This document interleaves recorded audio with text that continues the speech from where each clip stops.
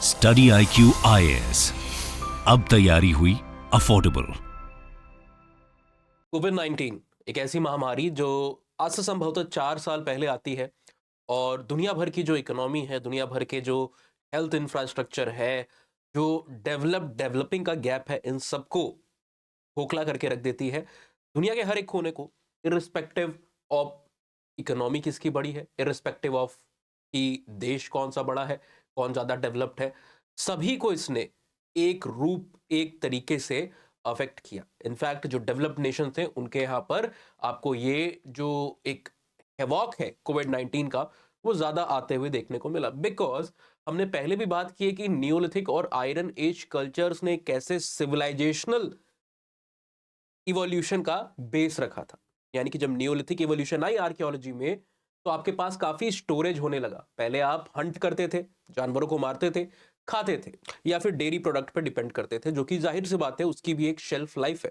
बहुत समय तक डेयरी प्रोडक्ट को भी आप नहीं रख सकते हो कि स्टोर करके रख दें, अगले हफ्ते, अगले महीने इसको हम खाएँगे। ऐसा नहीं हो सकता, ऑलराइट? बट जब एग्रीकल्चरल रिवॉल्यूशन आया नियोलिथिक पीरियड में, आज से संभवतः 11,000 साल पहले, तो उसने इस चीज को इनेबल किया कि we can spend our time and energies into the avenues which are more fruitful. और बाद में मेटल एज टेक्नोलॉजी भी जब हमारे पास आने लगी, कॉपर, ब्रॉन्ज, फाइनली आयरन, तो ये रफ्तार जो है, विकास की रफ्तार जो है, वो बहुत तेजी से आगे बढ़ती है। और जितने ज्यादा विकसित जगह होती गई, हमने देखा कि डिजीज और एपिडेमियोलॉजिकल कंडीशन का वहां पर प्रिवलेंस और भी ज्यादा फ्रीक्वेंट हो गया, और भी ज्यादा आसानी से बीमारियां वहां पर फैलने लगी। सिमिलरली कोविड-19 में भी कई सारे आप देखोगे जो दुनिया के द सो कॉल्ड, जो वेस्ट जिनको गरीब मुल्क कहता है, second world, third world countries कहता है, इवन हमारे देश में जो ट्राइबल्स की पॉपुलेशन जो काफी कुछ हद तक आइसोलेटेड टू सेमी आइसोलेटेड वे में रहती है मेनलैंड पॉपुलेशन से, उनके ऊपर संभवतः उतना इफेक्ट नहीं पड़ा जिस डिग्री का इफेक्ट आपको अर्बनाइज लोकेशन में पड़ा।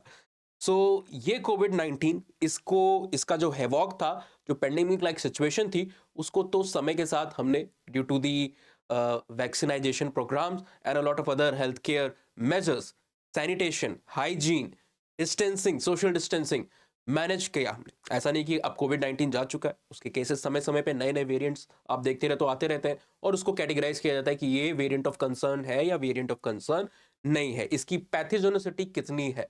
पर रिसेंट में एक रिपोर्ट आई है, और ये कोई छोटी मोटी रिपोर्ट नहीं है। इस रिपोर्ट ने इवेल्युएट किया है लगभग 99 मिलियन की पॉपुलेशन को, यानी कि इसका सैंपल साइज काफी विशाल। जब भी आप किसी रिसर्च की बात करते हो, तो उसमें अक्सर खामी ये रहती है कि वहां पर क्या नहीं किया गया है, इवेल्युएशन नहीं किया, है ना, सैंपल साइज को बड़ा नहीं रखा गया है। तो बहुत सारे एरर्स होते हैं, पर यहां पर एक पर्याप्त सैंपल साइज, जो कि लगभग आप कह सकते हो एस्टिमेटेड 100 मिलियन के आसपास का है, वो यूज किया गया है। और ये रिसर्च ये दिखा रही है कि कोविड-19 के सिम्टम्स, कोविड-19 के जो केसेस हैं, वो तो हमारे कंट्रोल में आ चुके हैं, बट जिसके कारण वो आया, यानी कि द वैक्सीनेशन ड्राइव, उस वैक्सीनेशन ड्राइव ने कई सारी डिजीजेस के प्रिवलेंस को बढ़ा दिया। कई brain condition, brain damage, neurological condition, neurological symptoms जो है, उनकी तादाद को यहां पर बढ़ाया हुआ है। तो इस रिसर्च के ऊपर हम यहां पर बात करेंगे। नमस्कार, मेरा नाम उत्कर्ष सिंह, और इस वीडियो कवरेज में, जो कि एक हेल्थ कंसर्न को हाईलाइट करती है, इसको जानना और समझना हमारे लिए जरूरी हो गया है। तो रिसर्च अगर आप देख रहे हो, कंडक्ट कौन कराया है, मैं इसको हाईलाइट कर देता हूं। ब्लू कलर लेते हैं। जो ग्लोबल वैक्सीन डाटा नेटवर्क है, यानी कि शॉर्ट में जिसको आप GVDN कहते हो, जो कि क्या है, एक WHO का विंग है। It is a wing of WHO। इसने 99 मिलियन की पॉपुलेशन के ऊपर, क्योंकि 8 अलग अलग मुल्कों में बटे हुए हैं, 8 अलग अलग मुल्कों से ये डाटा, ये सैंपल लिया गया, उसकी रिसर्च के बेसिस पे एनालाइज करने की कोशिश की, expected versus the observed ratio, जिसको यहां पर थोड़ा सा गलत है, हिंदू में भी ये आर्टिकल छपा हुआ था, वहां पर भी उन्होंने एक थोड़ी सी गलती की। यहां पर आपको एक स्लैश लगाना होता है जब भी आप ऑब्जर्व्ड वर्सेस एक्सपेक्टेड रेशियो की बात करते हो, तो आप इस तरीके से उसको वहां पर दिखाते हो। ये बेहतर तरीका है, ये मोर एक्यूरेट तरीका है। अब ऑब्जर्व्ड वर्सेस एक्सपेक्टेड रेशियो क्या होता है? जब भी किसी पॉपुलेशन पूल के बीच में एपिडेमियोलॉजिकल हेल्थ कंसर्न से रिगार्डिंग कोई रिसर्च की जाती है, तो हम एक संभावित आंकड़े की बात करते हैं कि हाँ, ये 100 लोगों में से एक जो सेफ नंबर है, जो मार्जिनल नंबर है ना, जो प्रोबेबल नंबर है, एक्सपेक्टेड नंबर है, ये वाला, आ गया ये वाला, है ना, वो इतना होगा। 100 में से वो 10 हो सकता है, 100 में से वो 5 हो सकता है, ठीक है। अब उस एक्सपेक्टेशन के बेसिस पे जब आप रिसर्च करते हो 100 लोग के ऊपर, जब रिजल्ट आता है तो हो सकता है कि आपका जो एक्सपेक्टेड नंबर था उससे ज्यादा पेशेंट आपको मिले उस पर्टिकुलर क्लिनिकल कंडीशन के लिए, या हो सकता है उससे कम मिले।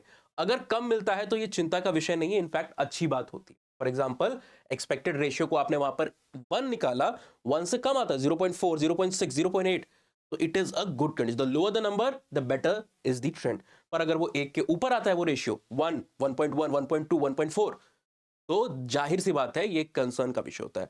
कई बार हेल्थ केयर सिस्टम में, हॉस्पिटल्स में जो मॉर्टेलिटीज होती हैं कि इंडिविजुअल्स आ रहे हैं, डिजीज इंडिविजुअल्स आ रहे हैं, किसी एलिंग कंडीशन के साथ इंडिविजुअल्स आ रहे हैं, कितनों की जान बच रही है और कितनों की वहां पर डेथ हो जा रही है।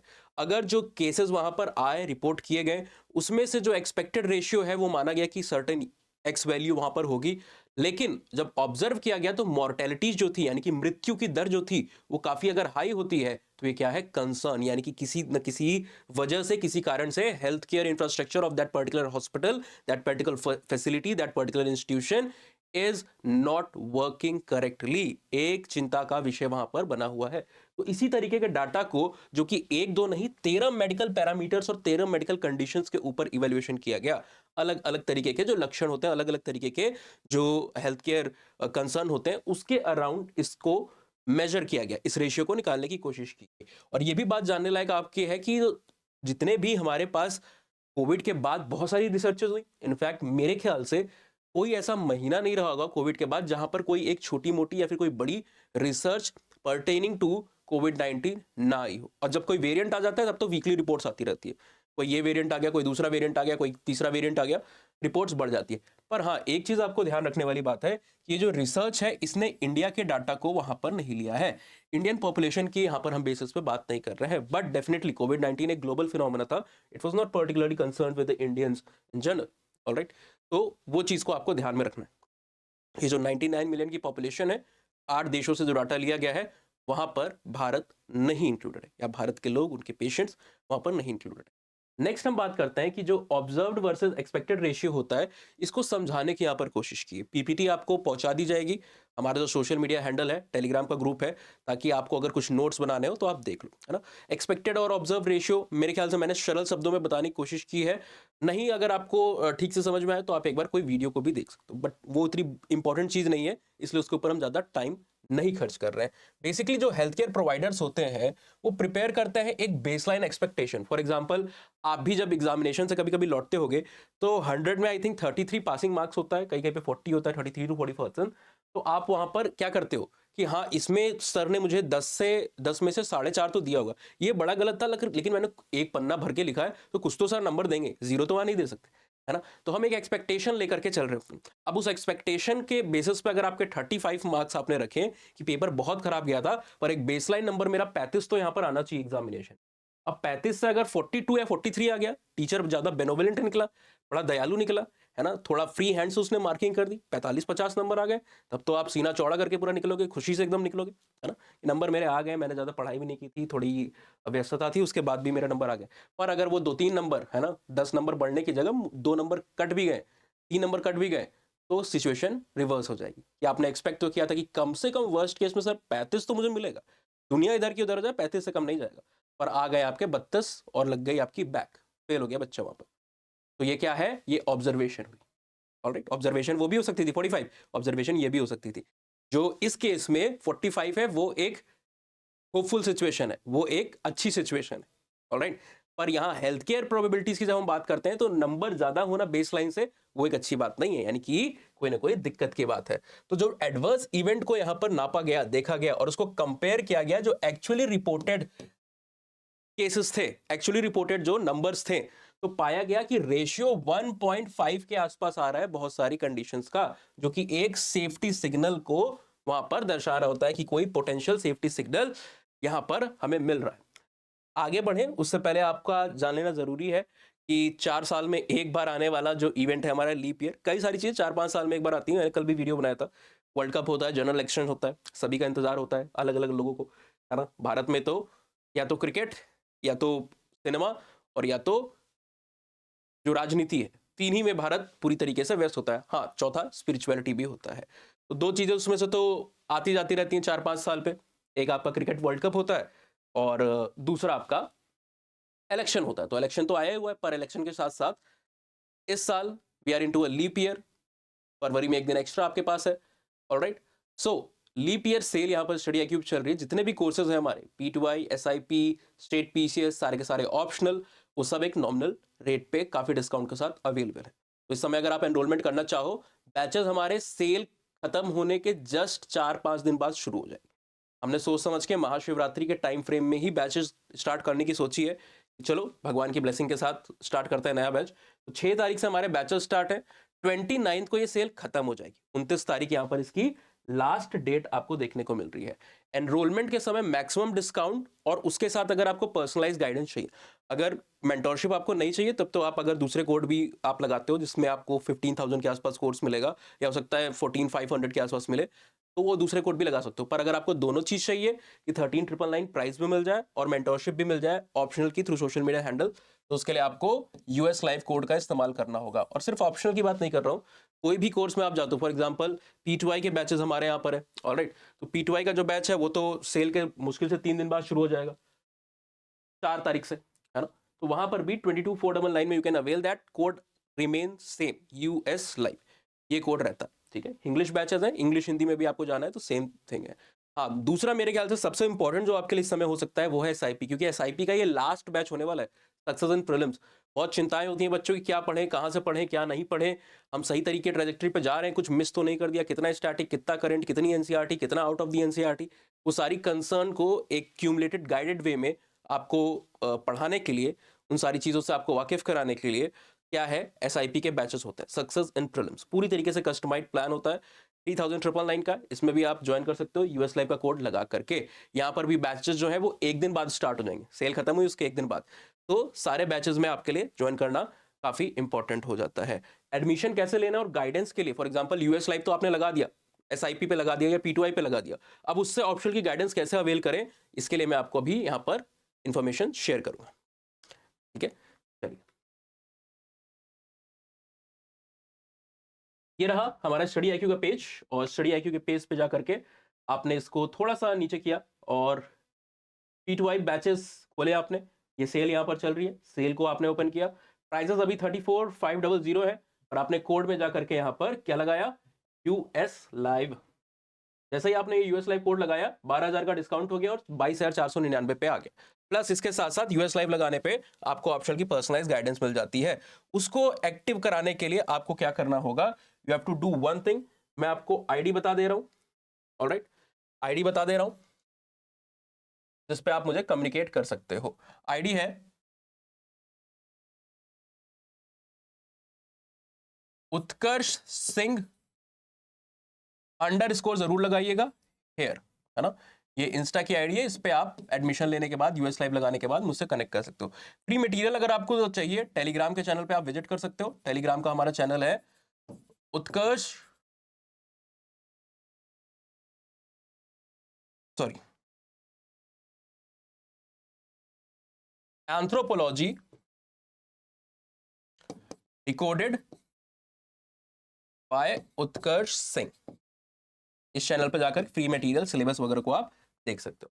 नाउ कमिंग बैक, कि ये जो कंडीशंस है जिसकी हमने यहां पर अभी बात की, है ना, उसमें से जो मेजर कंडीशन को इवेल्युएट किया गया आउट ऑफ द 13 कंडीशन, वो हाईलाइट कर रही है कि certain neurological neurodegenerative disorders like the Guillain Barre syndrome, इसकी भी frequency along with the myocarditis, pericarditis and CVST, ये आपको 1.5 गुना ज्यादा देखने को मिली जिन लोगों के बीच में कोविड-19 की जो वैक्सीन है, खासकर जो mRNA वैक्सीन है या फिर जो कोविशील्ड टाइप की वैक्सीन है, इनको जब एडमिनिस्टर किया गया तो 1.5 गुना ज्यादा टेंडेंसी आपको देखने को मिल रही है।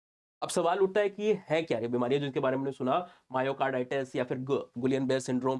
बेसिकली गुलियन-बेयर सिंड्रोम को आप देखोगे तो एक डिसऑर्डर है, इसको आप एक ऑटो इम्यून डिसऑर्डर के तौर पे भी देख सकते हो। I hope auto immune disorder आपको पता होगा।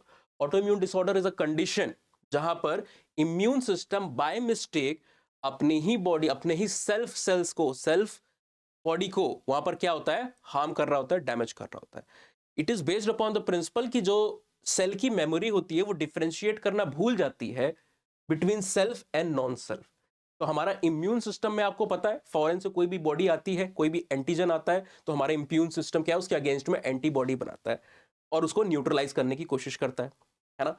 बट जब यही क्षमता जो इम्यून सिस्टम की है वो क्या करती है, सेल्फ और नॉन सेल्फ में डिस्टिंग्विश करना में समर्थ नहीं होती है ना, और बॉडी की ही सेल को समझे कि वो बाहर से आए, यानी घर का ही कोई इंसान है और आपको लगे कि वो चोर है और आप उस पर अटैक कर दो, तो ये इस तरीके की सिनेरियोज होता है।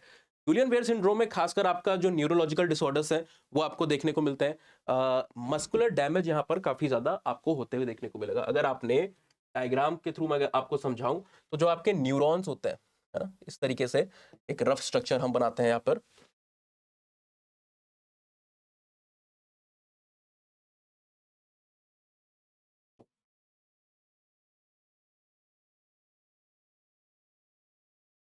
जो आपके न्यूरॉन्स होते हैं, इन न्यूरॉन्स में ये पोर्शन आप देख रहे हो इस तरीके से, है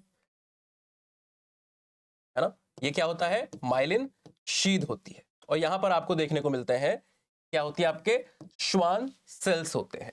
कहीं कहीं बीच बीच में यहां पर ओलिगोडेंड्रोसाइट्स भी होते हैं, ओलिगोडेंड्रोसाइट्स भी होते हैं। ये आपका जो है इस जगह पर ये टर्मिनल पोजीशन है जहां पर एंड हो रहा है ना, न्यूरॉन जहां पर आपकी एंड हो रही है, इसको आप क्या कहते हो, टीलोडेंड्रिटिक बटन्स कहते हो। और जो स्पेस होता है उसको हम बीच में क्या कहते हैं, साइनेप्सिस, जो गैप होता है उसको आप साइनेप्सिस कहते हो।